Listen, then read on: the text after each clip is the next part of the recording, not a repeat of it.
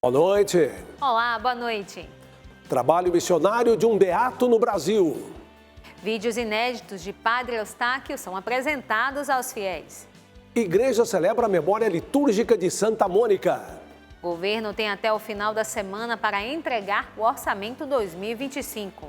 Deputados pedem investigação e cobram do governo medidas para enfrentar queimadas. Canção Nova celebra 27 anos de missão em São Paulo. Quaresma de São Miguel.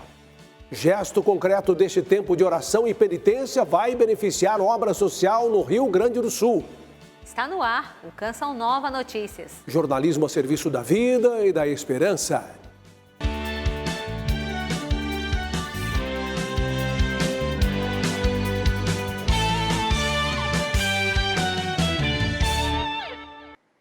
Na próxima sexta-feira, a igreja recorda o beato Padre Eustáquio.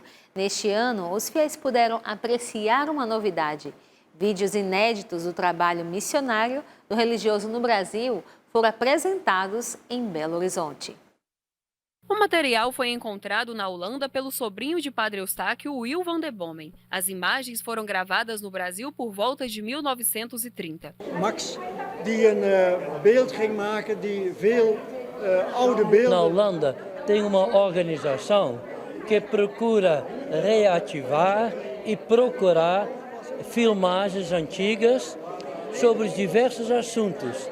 E um dos assuntos dessa organização é a respeito de holandeses que foram para o exterior. Os vídeos mostram o trabalho missionário de Padre Eustáquio em cidades de São Paulo e Minas Gerais. Em um deles, o missionário da Saúde e da Paz aparece na escadaria da Igreja Nossa Senhora do Carmo, em Itaquera, ao lado de crianças. O Padre Eustáquio, a sua missão, que permanece viva até hoje nos seus fiéis, nos seus devotos, ele agiu de forma tão simples aqui no Brasil. E é claro que para nós que o amamos, ver o Padre Eustáquio abençoando, aquela emocionante procissão com pessoas tão pobres, era o jeito do Padre Eustáquio e a simplicidade do Padre Eustáquio. Algumas das peças usadas por Padre Eustáquio, mostradas nos vídeos, estão no museu dedicado ao Beato em Belo Horizonte. Entre elas, este hábito com recortes feitos por fiéis e o livro de rituais litúrgicos. O barrete que aparece está ali, objetos de bênção que ele usava estão aqui no museu. Então esse museu é o reencontro dos fiéis com o nosso querido Padre Eustáquio. Dia emocionante para os devotos do Beato. Dona Natália tem 90 anos e teve a oportunidade de conhecer o religioso. Quando eu era pequena, 7 anos, a gente fazia a primeira comunhão. Então eu comunguei muitas vezes com o Padre Eustáquio. Quando ele morreu, eu tinha 10 anos.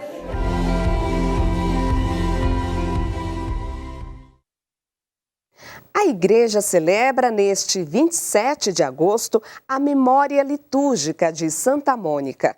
Alguns movimentos realizam trabalhos inspirados nos ensinamentos e virtudes desta santa. Um deles é o Mães Mônica, grupo formado por mulheres cristãs que assumem o compromisso da oração diária pelos filhos. Mulher fervorosa. Mônica nasceu em Tagaste, na África do Norte. Aplicou-se com dedicação aos ensinamentos das Sagradas Escrituras. Santa Mônica é também um exemplo de virtudes, não é? Era bondosa, era paciente, era temente a Deus. Casou-se com Patrício, um homem pagão, e aos 22 anos deu à luz ao primogênito Agostinho. Através da fé, levou sua família para Deus. O seu esposo Patrício era um homem que era um pouco abusivo, né? Violento até. E nos momentos que ele estava mais afetuoso, mais carinhoso, digamos, é que ela o repreendia. Ela conseguiu, não é, trazer o seu esposo e o seu filho, principalmente, para Deus. O movimento Mães Mônica começou em 1987 na Espanha e aos poucos se espalhou por vários lugares do mundo. Na paróquia Santo Agostinho, zona sul da capital paulista, este serviço existe desde o ano 2000.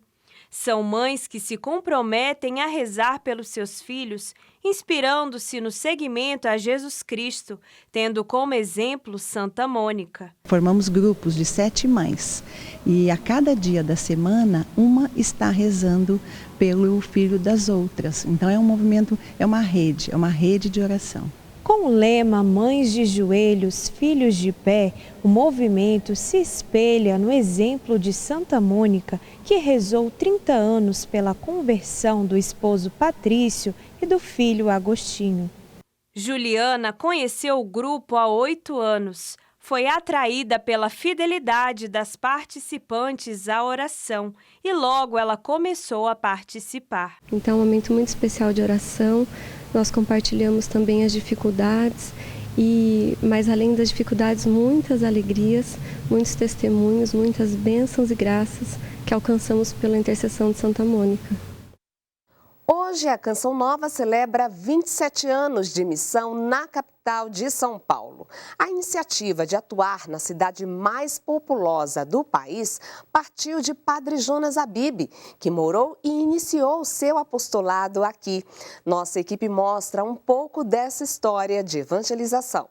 Foi participando de um grupo de oração na Catedral da Sé que Ângela aceitou o convite para ser voluntária no escritório de uma comunidade que estava chegando em São Paulo, a Canção Nova. Toda segunda-feira ia lá nesse escritório um senhor, chamado Padre Jonas, e um casal que o pessoal chamava de Eto e de Luzia. Toda segunda-feira eles iam lá e rezavam conosco. Aos poucos, o trabalho da comunidade foi crescendo na cidade, conquistando espaços no rádio, na TV e através de eventos que evangelizam multidões. E algo que marca muito a nossa história é lá no dia 27 de agosto de 1996, quando assim o Dom Paulo Evaristo reconheceu os trabalhos de evangelização da comunidade de Canção Nova aqui na Arquidiocese. Atualmente, a Frente de Missão da Canção Nova em São Paulo conta com 94 missionários e 32 colaboradores. Um dos locais de atuação é aqui, na Catedral Maronita Nossa Senhora do Líbano. E aqui funciona as nossas atividades mais direta com o povo. E temos também toda a nossa parte de comunicação, que fica lá na Vila Mariana, os nossos estúdios de rádio e de TV.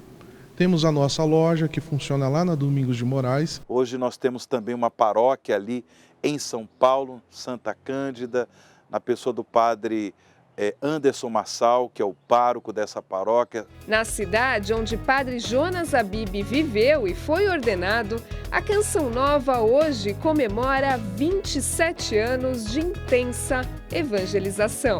A presença da Canção Nova na capital do estado de São Paulo, nessa grande metrópole, é uma presença necessária que também honra a memória do nosso fundador. É uma presença que contribui com a evangelização da igreja. Parabéns à Frente de Missão de São Paulo, que Deus abençoe vocês, como eu gosto de dizer, há de muitos anos, ou seja, para muitos anos, evangelizando a capital paulista.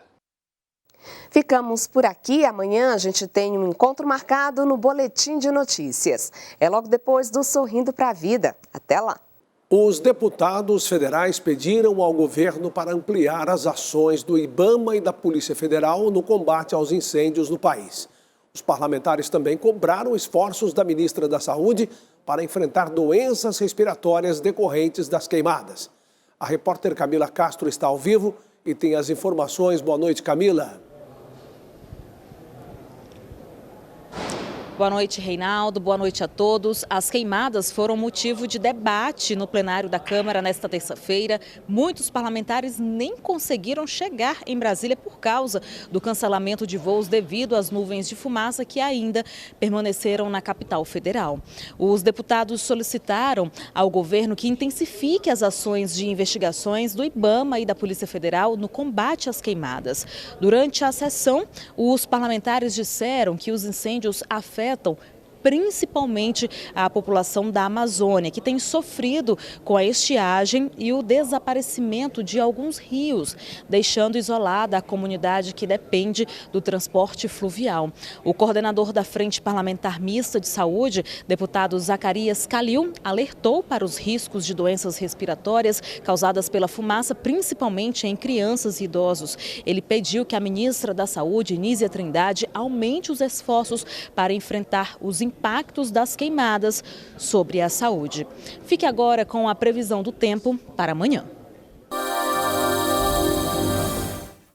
A semana continua sem chuva e com tempo firme na maior parte do Brasil e com a manhã bastante fria no centro-sul do país nesta quarta-feira. Amanhã pode ter geada nas serras gaúcha e catarinense. Nas demais áreas, sol entre nuvens e a temperatura vai aumentando pouco a pouco. O tempo fica firme novamente, aumentando as chances de queimadas na região central do país. Alguns estados permanecem com a visibilidade prejudicada devido aos incêndios na vegetação. E algumas regiões vão estar até em alerta, como se vê nessa cor vermelha aqui do mapa. Mato Grosso do Sul, Goiás e Distrito Federal estão em alerta. Em alguns lugares com umidade abaixo dos 20%. É o caso de Cuiabá, com 18%. Em Tocantins vai fazer 28% e em Goiânia vai fazer 24%. Com a amplitude térmica, que começa com as manhãs frias e as tardes quentes, as temperaturas voltam a subir, tanto no centro-oeste como no sudeste, principalmente no interior de São Paulo, com baixa umidade do ar. No Nordeste, chove de forma passageira no fim do dia na região costeira, da Bahia até o Rio Grande do Norte e também no litoral do Maranhão. No interior da região Nordeste, o tempo continua firme e seco. No norte do país, há chance de pancadas de chuva no extremo norte da região, como se vê nessa área de cor azulada. Mas o tempo vai ser firme no interior do Pará, Amazonas, Acre, Rondônia e Tocantins, onde o dia vai ser ensolarado e com baixa umidade do ar. O mofo é um problema comum nas casas e tende a surgir nas paredes e nos móveis, especialmente em ambientes úmidos. Além de comprometer parte da estrutura, ou seja, parte da residência, o mofo pode também afetar a saúde dos moradores. A boa notícia é que existem produtos específicos no mercado que ajudam a combater e eliminar o mofo de forma eficaz, garantindo ambientes mais seguros e saudáveis. Ele já espirra. O Wilton precisou fazer uma reforma de última hora em seu apartamento. Tudo começou com uma infiltração na parede, ambiente propício para o mofo, que atingiu o fundo do guarda-roupa. Foram 3 noites intensas de chuva aqui na cidade e acumulou muita umidade. Começou a manifestar logo cedo de manhã o mau cheiro do mofo no quarto. E isso terminou afetando minha esposa, que ela tem rinite alérgica, né? Meu filho também tem alergia. Umidade e falta de circulação de ar no ambiente contribuem para o surgimento do problema em paredes e móveis. A gente tem que tratar então essa umidade aí de várias formas. Se for um cano, você tem que consertar a tubulação. Se for o telhado, consertar o telhado. Se for infiltração ali no pé de parede, a impermeabilização que tá ruim, tem que consertar. A preocupação também está com a saúde, principalmente para pessoas com problemas respiratórios. O mofo, o bolor, né? Ele tem uma grande possibilidade de precipitar problemas de alergia, rinite ou mesmo até asma. Casos menos comuns, ele pode até causar infecções pulmonares mais graves. Especialistas recomendam o uso de produtos específicos para a eliminação do mofo. Geralmente são tintas e impermeabilizantes com composição à base de fungicidas. Tanto aditivos, não cimento, massa, para a gente poder melhorar a durabilidade e a resistência. A gente pode usar impermeabilizantes para rodapés também. A gente pode usar impermeabilizantes para área externa, que no caso seria uma tinta emborrachada. O fato é a gente tirar aquela coluna de fungo quanto antes, seja arejando, seja usando desumidificadores ou mesmo intervenções aí para a impermeabilização da parede. O fato é que nessas famílias que há uma tendência à alergia, esses fungos têm que ser o quanto antes tirados para não ameaçar descompensação desses quadros alérgicos ou mesmo doenças mais graves. O governo tem até o final da semana para entregar o orçamento de 2025. Com a elaboração do orçamento do ano seguinte, o governo disponibiliza estudos e projeções econômicas para o país. A proposta do orçamento de 2025 será enviada ao Congresso Nacional com aumento de impostos. A informação é do ministro da Fazenda, Fernando Haddad. A expectativa é de arrecadação com aumentos nas alíquotas da CSLL, a contribuição social sobre o lucro líquido, e dos JCP, juros sobre capital próprio. Haddad vai aguardar para ver se a compensação à desoneração da folha de pagamentos será suficiente para cobrir a renúncia fiscal pela modalidade em 2025. Os mecanismos entrarão como uma espécie de garantia para o projeto de lei orçamentária anual. 30 de agosto, sexta-feira, é o prazo final para o governo entregar a peça orçamentária de 2025 ao Congresso Nacional. Os Ministérios da Fazenda e do Planejamento e Orçamento farão a entrega do documento.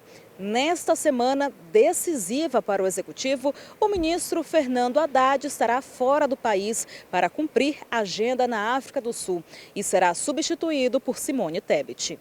O governo prevê que o salário mínimo para o próximo ano será de R$ 1.502 e também propõe meta de déficit zero no orçamento de 2025. Se o governo propõe um déficit zero, isso é sinal que a receita tem que ficar igual à despesa. Então, como é que a receita pode ficar igual à despesa? Ou o governo corta a despesa ou estimula o aumento da receita.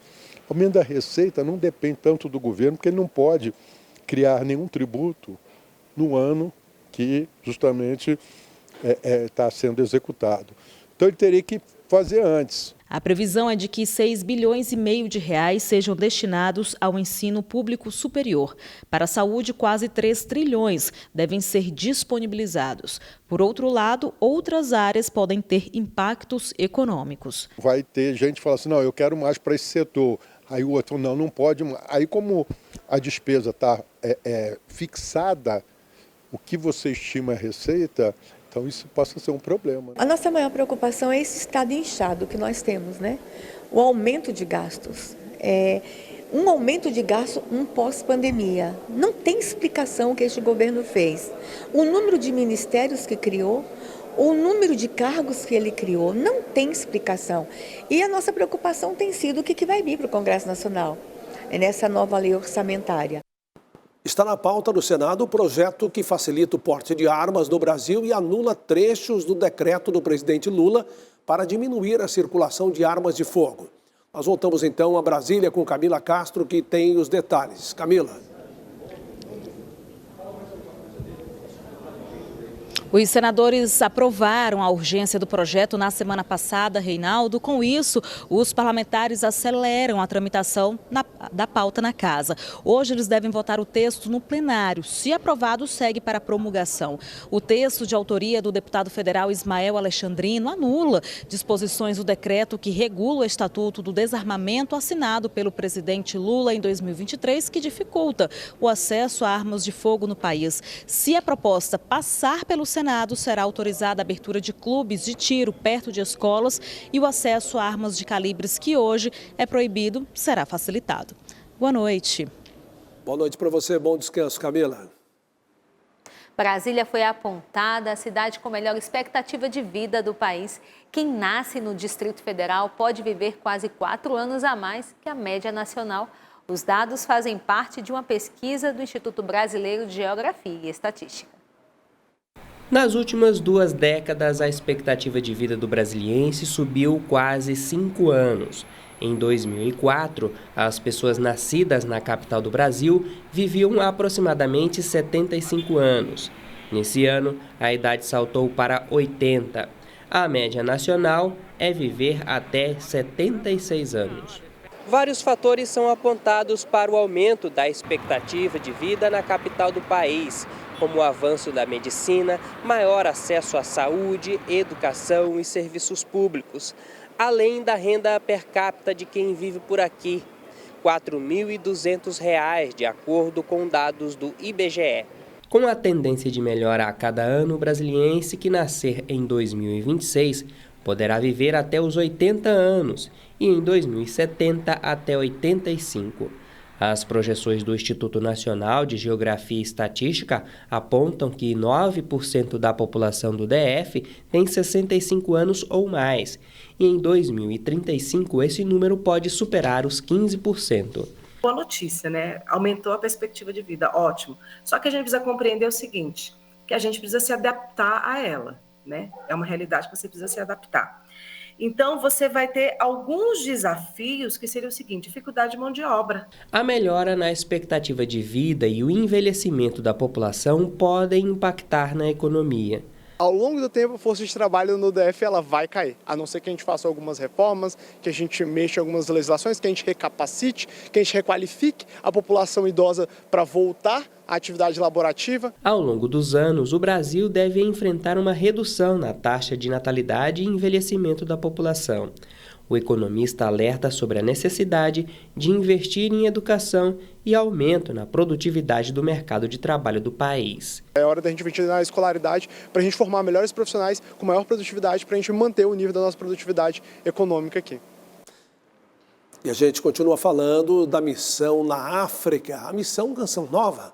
Hoje, os cofundadores da comunidade, Luzia Santiago e Wellington Jardim, se reuniram com o arcebispo coadjutor de Maputo para alinhar o projeto de evangelização Anuncia-me, cujo objetivo é gravar conteúdos de evangelização para o canal do YouTube e transmiti-los no continente.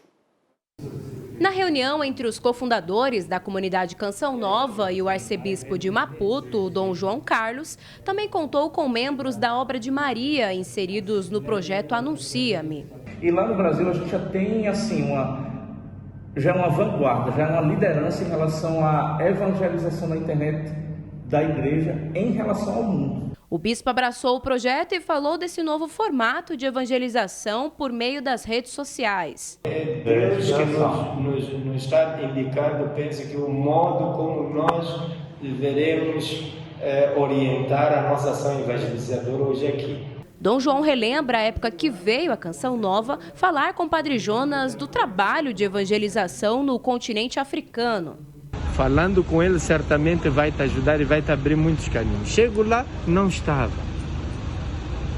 Eu disse, mamma mia, mas Senhor, como encontrar?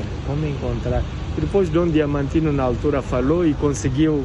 Eu disse, não é desta vez. Mas quando vos vejo, eu digo, mamma mia, ele lá no céu certamente está a interceder por nós. Com certeza. O Santuário do Pai das Misericórdias recebe milhares de pessoas toda semana. É um lugar de oração, meditação e celebração da Palavra de Deus e da Eucaristia. Sócios e benfeitores ajudam a impulsionar todas as demais obras aqui realizadas pela Canção Nova.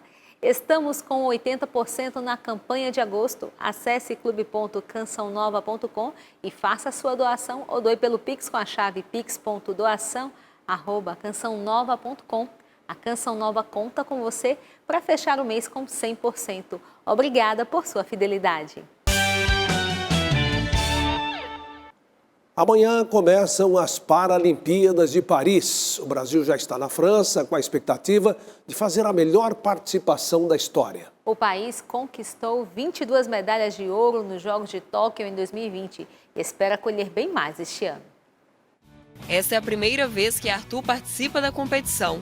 O nadador foi atleta olímpico até 2019, quando foi diagnosticado com transtorno de deficiência intelectual. Há um ano começou a se preparar no Centro de Treinamento Esportivo da Universidade Federal de Minas Gerais, projeto voltado para o esporte paralímpico. Foi uma indicação do técnico que treinava ele no Mackenzie. Ele identificou que ele tinha algumas dificuldades no treino, né?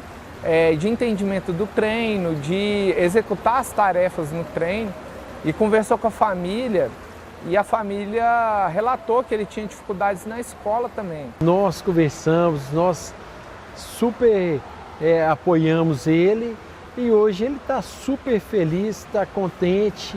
Os resultados de Arthur credenciaram para a Seleção Brasileira de Natação Adulta ainda aos 17 anos. Nas competições internacionais, alcançou os critérios necessários para participar dos Jogos Paralímpicos na França. A seletiva foi o ápice ali.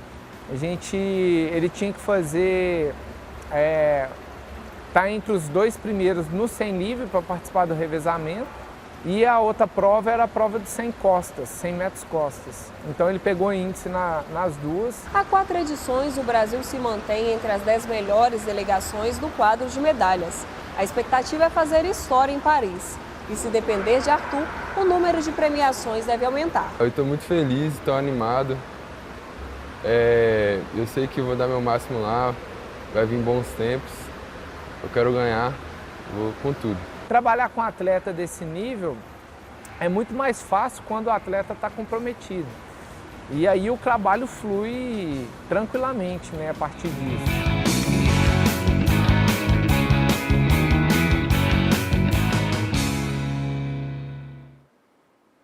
O assunto agora é maternidade. O retorno ao trabalho é sempre motivo de muitas dúvidas para as mães ao final da licença maternidade. Muitas mulheres optam por abrir mão da carreira para cuidar do filho em tempo integral. Mas tomar essa decisão de ficar em casa nem sempre é fácil.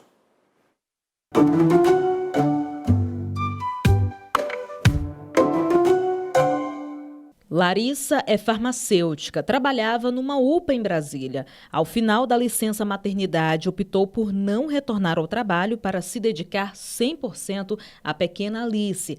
A decisão de sair do emprego foi difícil, mas o desejo de cuidar da filha falou mais alto. Porque eu ia perder muito a fase do crescimento dela se desenvolver, que eu perderia o desenvolvimento, né, dela.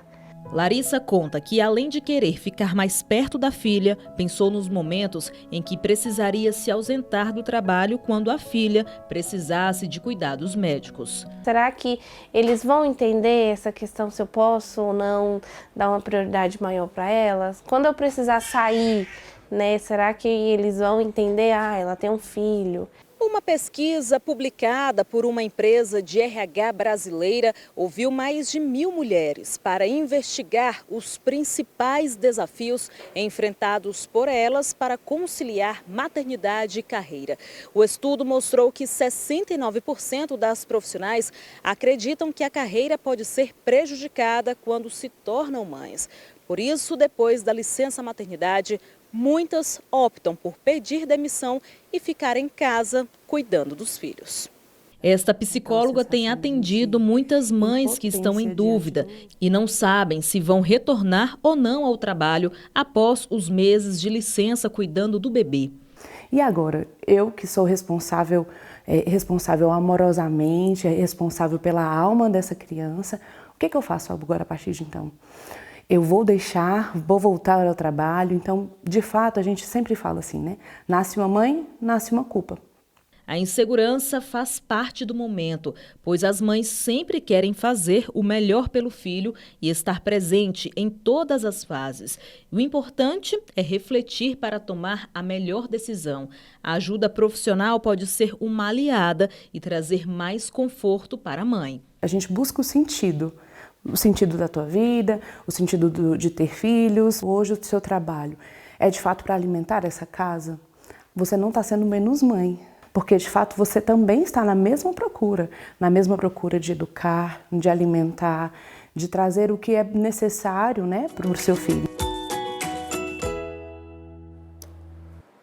Vamos falar um pouquinho sobre fé e caridade, porque durante a Quaresma de São Miguel, os fiéis são convidados ao reencontro com a espiritualidade e ao fortalecimento da fé.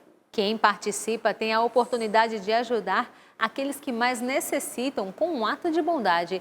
Veja na reportagem. Quaresma de São Miguel, tempo de penitência, oração profunda e, por que não, generosidade.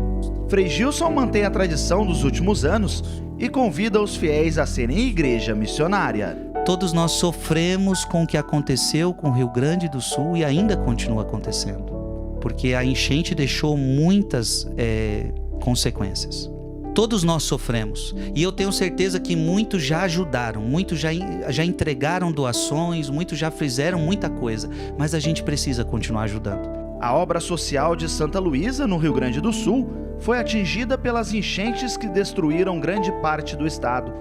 Este ano, a instituição completa 65 anos de atendimento à comunidade da Vila Farrapos e arredores na cidade de Porto Alegre. 205 crianças, do berçário, maternal e jardim, dos 6 aos 6 anos, são assistidas. Quando o Frei nos comunicou que a escola tinha sido escolhida para esta campanha da Quaresma de São Miguel, foi uma bênção muito grande para todos nós, pois só assim vamos conseguir a reconstrução da nossa escola e atender as nossas crianças. Com um centavinho de um centavinho de outro, nós vamos reconstruir. Juntos nós já fizemos tantas obras sociais, vamos fazer mais uma. Vamos fazer mais uma, tá? O que nós vamos fazer? Troca do telhado, calhas, forro, troca das aberturas, portas, janelas, acessibilidade para atendimento de inclusão, compra e conserto da Kombi que a gente viu aí nas fotos, aquisição de todo o imobiliário perdido que vocês viram aí nas fotos, biblioteca, sala de informática, lavanderia, berçários, tudo foi perdido. Os funcionários perderam tudo, todo mundo que ajuda a obra, todo mundo que é assistido também perdeu tudo. Se a nossa ajuda for tamanha, a gente também vai conseguir ajudar aqueles que perderam tudo, que contribuem com essa obra. A missão de ensinar e acolher permanece viva, mesmo que as marcas do passado ainda continuem visíveis aos olhos. A nossa parte de baixo foi totalmente destruída, então nós contamos com a parte de cima e fizemos algumas adaptações. Nosso refeitório foi para cima, a nossa cozinha começou a trabalhar sem alguns equipamentos, estamos sem a padaria no momento, estamos sem a dispensa de alimentos, estamos sem a nossa Kombi, que é o nosso veículo de buscar as doações, de fazer a compra de alimentos. Então nós iniciamos nos adaptando, né, para não deixar de atender as nossas crianças.